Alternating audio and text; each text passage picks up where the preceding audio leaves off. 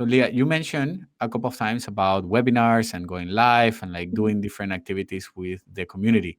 So how are you actually bringing in virtual events into your overall strategy, and how do you see them that they play a role in your community programs? Yeah, I think for us, like having these virtual events and like the events, for example, workshops and these different formats, I see that they're bringing a lot additional value to the community. So, for example, they're a way for people to either showcase their own art because our artists and creatives. It's a way for people to connect with one another, to learn new things. So, I think with the events is very essential because they also see faces. They feel more that the brand is getting this like a bit of a more persona, and they see that they can connect with us. And they feel that, especially for communities, is very important because now not everybody will spend, let's say, some time reading certain blog posts. Like more people would nowadays prefer to participate in a virtual event and to just learn this information via virtual event. So I think this is very important, and I'm seeing this a lot. That different communities they're focusing on virtual events, and especially after the pandemic, we saw people are spending so much more time now, and they're more flexible of doing things online. So especially for the community, I feel that they really want to be part of this, and they really want to, yeah, because at the end of the day each virtual event is creating for the people who are coming from the community this separate experience, and they're feeling even more connected from this virtual event. So I feel this is a way also to really increase the community health and really increase the just the, I don't know, like the well-being of the people in the community, so that they are feeling more involved in it. So somehow through the virtual events, they know that they can be part of something more than just writing a post. Yeah. No, but I know, for example, that you go live on Instagram sometimes to your audience there, but you also have a Facebook group, Yeah. as you mentioned. And so, how do you do? Like, do you just go live once in the two groups? I mean, how do you deal with this fragmentation of the community, having people in different places? Because, well, some people will like more Instagram, and some people will connect more with a Facebook group. How do you Mhm. manage that? Yeah, I think the first important thing is to really know what audience you have in the different channels. So, for example, in Instagram, I know that people go to Instagram for inspiration. They go just to learn something or to hear something, to read something, but it's not so much to be part of like a virtual experience. So that's why we're doing these lives where just we are inviting people from the community to share about their experience. And I've received a lot of feedback, let's say, from people who find this super helpful, super inspirational. They learned a lot. At the same time, but like, for example, in the Facebook group, that these are people who they would like to be more involved. They would like to engage more. So that's why we are creating these more open experiences for them where they can also participate, either in a networking event or even through a show and tell where it's a more private thing and they can interact more. So I think when you decide on which channel to go, you should really know your audience there and the community who is there, because our community is very spread um, through different channels. And then you really know, who, for example, what these people are expecting, then why they are there. So, for example, even on our Discord, there are people mainly who are into NFTs and cryptocurrencies, so they want to hear things about this on Discord. So that's why on Discord from time to time we have NFT related events. So it's really about knowing who from the community is hanging out where, and to know what kind of content to bring to these places. Of course, if the community is not at one place, if it's at one place it's even easier, but sometimes it's not like this. Yeah. But do you, for example, those that are watching you on Instagram, do you invite them to join the Facebook Of group, course. or the? Yeah, so okay, Yeah. so you try to. Well, I mean, it's obviously another channel for them to engage in, another place where they can consume more content related to you. So if they're interested, like they should Yeah. know about it, right? Yeah, I always invite them to, like, even after workshops, I always tell them, if you want to learn more new things and to connect with more artists, you can join our Facebook group. So I always try to bring people at one place. I think this is very important when you have the community place. But you shouldn't expect that everybody will want to be in this place. So for sometimes that's why in some Instagram lives, let's say, I don't mention about the group. I just tell them that we will be back on Instagram with another live in 2 weeks, so that they know that we are also there, so that they feel comfortable Yeah. with it.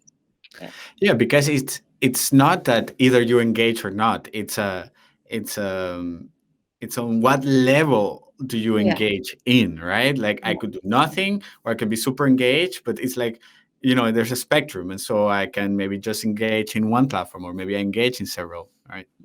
yeah. I've seen users Yeah. who started with one event and now they're everywhere. Like they're, for example, they're in the Facebook groups, watching the lives and coming to the networking events and joining workshops and watching the Instagram live. So I think all of at the end it depends just on how much a person wants to be involved and engaged in. Yeah, Yeah, and I guess also at the same time, they start feeling like they know you and that they have this connection with yeah, you, right? yeah, And then they yeah, engage more with it. So what that means also you yourself, you need to have a couple of particular characteristics to be a community manager because you need to be able to feel comfortable, like engaging with people and like connecting and talking to a camera many times yeah, without yeah, people seeing you. yeah. I Yeah. think it's initially you feel very intimidated by going live. Let's say I remember in my first Instagram live I was like, oh my god, like I feel so nervous. Now I'm like, okay, I'll just put something, like from the waist up so that they don't see that I'm with my leggings, let's say, and I'll just talk and I will continue with my day. But yeah, I think you have to just be ready to go outside of your comfort zone. I think this is very important, and of course, to be always yeah, super open for their communication, their feedback, and also have an empathy. Like I think this is one of the biggest and most important things for community managers. You have to be empathetic because you're dealing with people's emotions a lot, and you have to really know how to do this so that like you can be a community manager, but you have to know how to, yeah, calm people down. And when there is a, like, I don't know, an urgency or there is an issue, you need to know how to bring yourself into their own shoes. Great. So I have one last question for you. Cool. And Yeah. that is, so you mentioned already three platforms. I mean, and I'm Mhm. sure you also have email that you send them and you have other places where you communicate Yeah. with your community. So you have Instagram, Discord, Facebook groups, and so on. Probably even the app. Yeah. There might be even a channel there. So have you thought of bringing them all together in one place, like organizing maybe like one event? Have you thought of that or?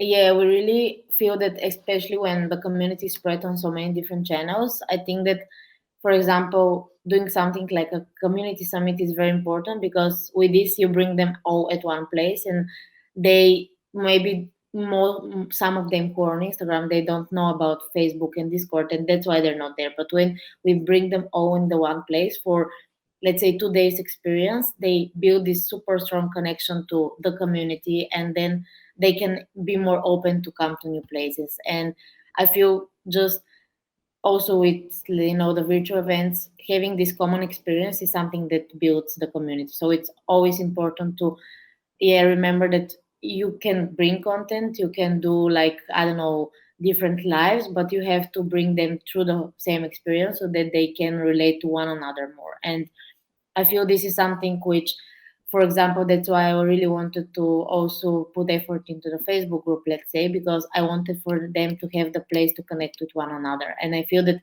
having like a big virtual event is a way to do this, like for them to connect for 2 days, to chat, to learn about themselves. So it's important to have a space for them to do this and just open the space for them. And I feel without it, it's not a community, it's just audience. Because Instagram, Yeah. let's say, it's audience mainly because it's like, yeah.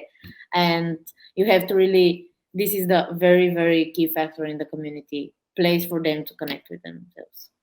Yeah, and bring everybody in one place. And so Yeah, one thing is if you're hosting a live or a webinar, okay, I don't connect with the topic or it's not relevant for me. But if you're organizing one event for 2 days, I'm gonna check it out. I'm gonna engage with it. I'm gonna see Yeah. what's up. I'm gonna see maybe there something for me. Who else is joining this?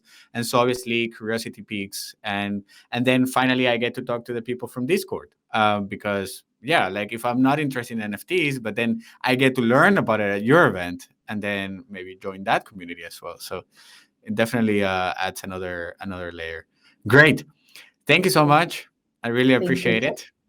Yeah. Perfect.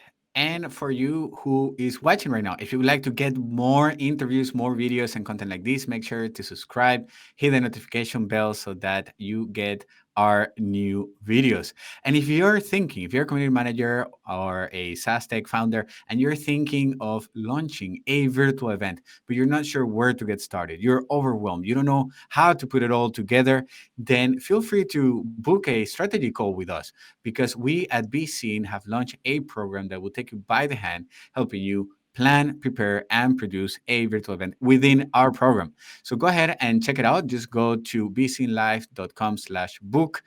Book a time with one of our experts, probably with me or somebody else in the team. Then fill in the application, and then we'll go and jump on your strategy call to see how you can make that a reality. That's it for today's video. Thank you so much, and I'll see you in future episodes. All the best. My name is Juan Guerra, and I'm the founder of BC in Life. Bye. Thank you.